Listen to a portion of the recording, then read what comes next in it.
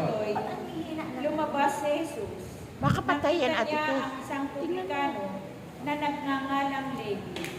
Nakaupo sa paningilan ng buwis.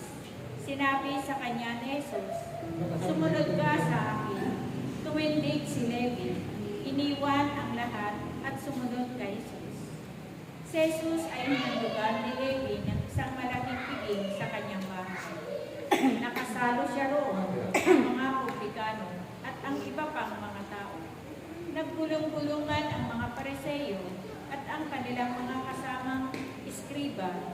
Sinabi nila sa mga alagad ni Jesus, "Bakit kayo kumakain at umiinom nakasalo ng mga publikano at ng mga makasalanan?" Sinagot siya ni Jesus, "Hindi nangangailangan na manggagamot ang walang sakit, kundi ang may sakit, na parito ako, hindi upang tawagin ang mga matuwid, kundi ang mga makasalanan upang magsisi." Ito ang mabuting balita ng ating kaligtasan. Pinupuri ka namin, Panginoong sa Kristo.